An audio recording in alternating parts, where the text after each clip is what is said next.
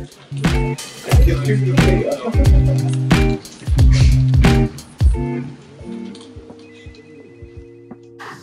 kembali lagi dengan saya Bianca di acara Market Update Corner Room.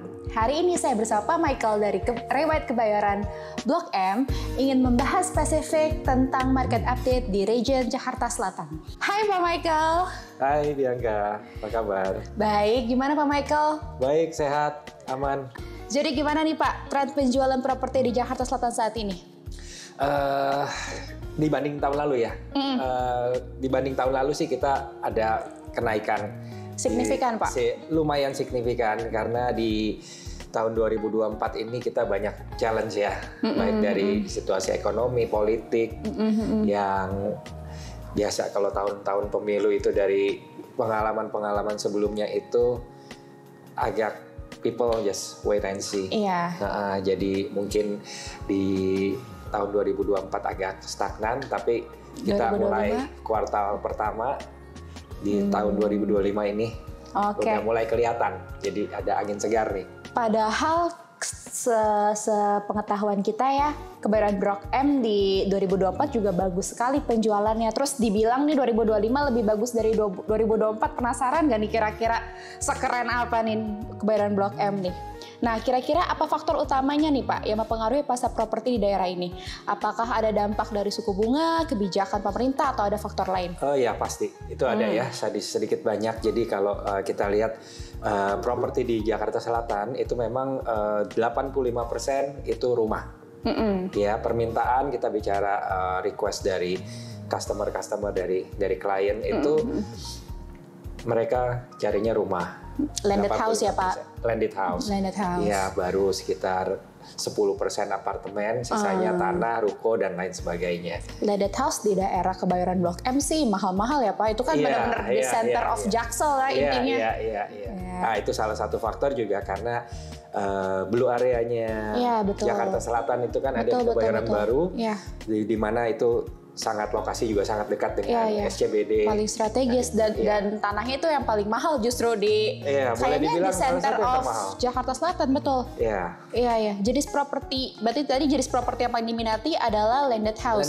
Masih landed house. Landed house. Berarti itu biasanya secondary ya Pak kalau di tengah kota. Betul, secondary. Kalau primernya justru jarang ya, udah nggak ada mungkin. Iya, mungkin kalau geser sedikit ke purple area, itu ke suburb dikit ya. Yes. Terus Bapak melihat nggak adanya pergeseran profil pembeli gitu, lebih banyak investor kah atau end user justru kalau misalnya rumah-rumah tapak di tengah kota? Iya, nah ini menarik nih.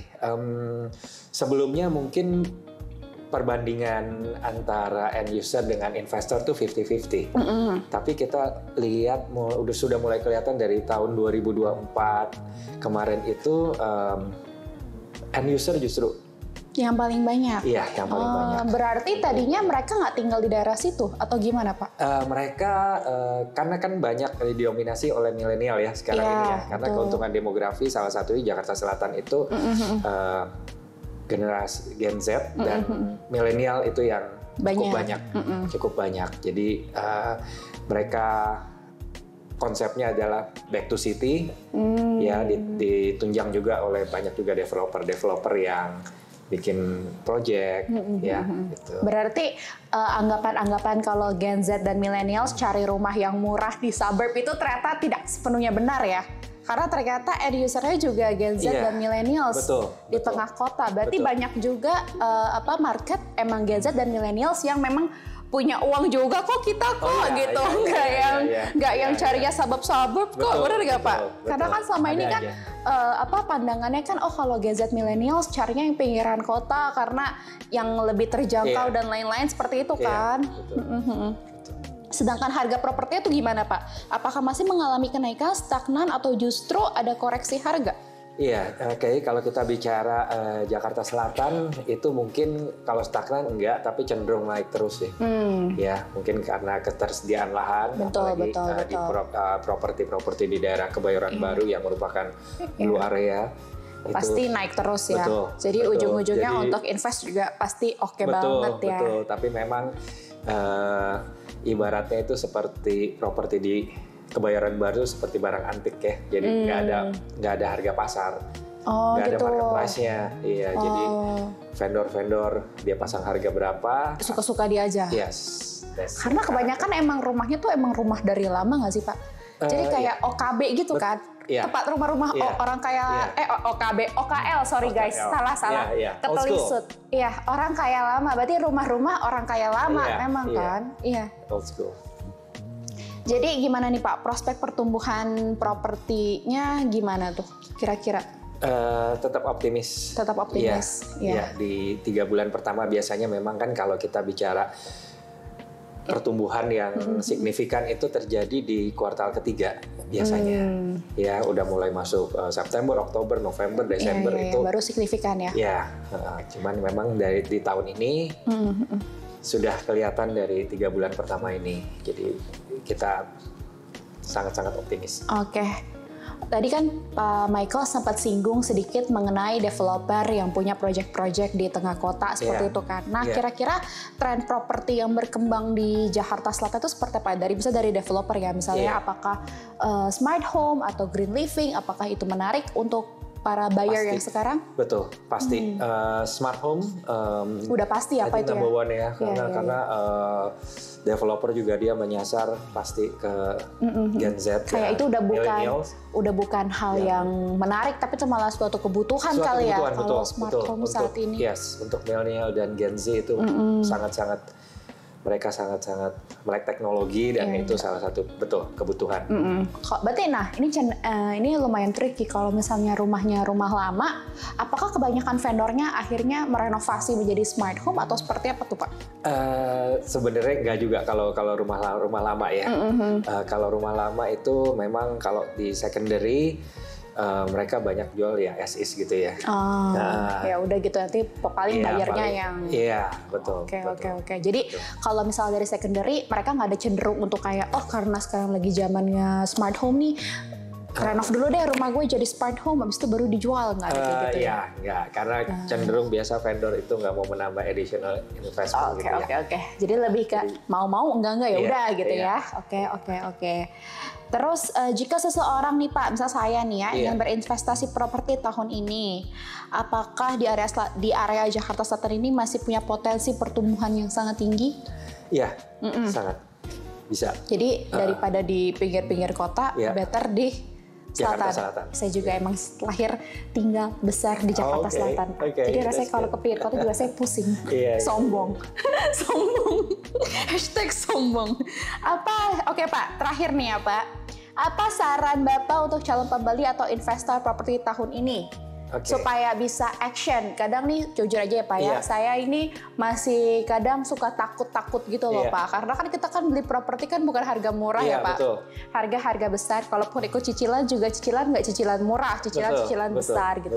Apa yang bikin ayo deh, udah deh jalan aja deh gitu. Daripada kita mungkin uangnya habis ke hal yang lain gitu kan. Habis untuk weekend, foya-foya dan lain-lain, kita jadi sesuatu tuh. Tapi gimana rasanya ya Pak untuk memberi kayak kepastian di hati itu kayak ya udah deh ambil aja deh gitu. Untuk action gitu ya. Action gitu. Ya memang kan kalau properti itu nggak lari dari lokasi. Kalau lokasi Jakarta Selatan seperti tadi saya bicara di awal bahwa lokasi sangat dekat dengan Central Business District, dengan pusat kota, pusat bisnis semua gitu ya. Jadi untuk lokasi Jakarta Selatan memang sudah tidak diragukan lagi. Betul. Ya, jadi itu salah satunya, dan juga ini ada fenomena mungkin yang baru 1-2 tahun terakhir ini kali yang berkembang itu mengenai lelang, Bianca. Jadi kita bekerja sama dengan beberapa bank besar, mereka mengadakan lelang untuk aset-asetnya mereka. Nah, ini salah satu opsi yang mungkin bisa diterapkan, dijalankan. Kalau dulu kita lihat lelang itu kan kelihatannya sesuatu hal yang gimana yang kayak ribet gitu, harus datang riwah, terus kayak ngebit harga juga kayak gitu-gitu kan, emosional itu sangat-sangat ini sama gitu ya, kanan kiri ngebit gitu. Betul. Nah, cuman sekarang kita lagi coba edukasi ke beberapa calon investor, calon buyer itu coba jangan takut untuk lelang ini gitu ya. Jadi banyak sekarang Pak program dari bank tuh, maksudnya banknya BUMN aja atau BUMN dan swasta? Oh ya, banyak. Ya, banyak. Dan mereka sedang menggalakkan itu. Jadi nggak cuma lembaga ya. Dulu kan kalau dulu kan terkenalnya kan lembaga organisasi aja gitu kan, spesifik. Ada perusahaan yang memang bekerja di bidang lelang, mereka yang melelang kan. Secara aktif. Bahkan proaktif ya, dari sisi sistem online semuanya sudah dilakukan by online, lelang. Sistem lelangnya ya. Iya, dan juga akan dibantu juga untuk KPR. Iya, berarti KPR langsung di bank itu, jadi nggak ribet ya. Iya, jadi kan biasa kalau kita mau invest properti number one pasti harga, harga ya. Nah, dengan lelang ini harga sih bisa jauh di bawah 30-40%. Di bawah harga market. Jadi nggak melulu karena mungkin Rewight sudah lama nih kita ketinggalan di sini, enggak, ternyata pemirsa ternyata kita ada di sisi yang lain. Yes. Kalau gitu Pak Michael, thank you so much buat waktunya. Thank you udah share insight ke kita soal Jakarta Selatan. Yang pasti yang bisa kita dapetin adalah berarti di Kebayoran Blok M spesifik ini mereka 80% itu landed house. Jadi secondary landed house, rumah-rumah OKL itulah yang mereka jual. Thank you so much Pak Michael for your time. Thank you. Untuk Bapak Ibu yang sedang mencari properti di daerah Jakarta Selatan, jangan lupa langsung aja main ke website Rewight Kebayoran Blok M di www.rewightblokm.com. Atau cari listing lainnya bisa di website kami www.rewight.co.id. Jangan lupa di-share, like, dan komen videonya. See you on another episode. Bye!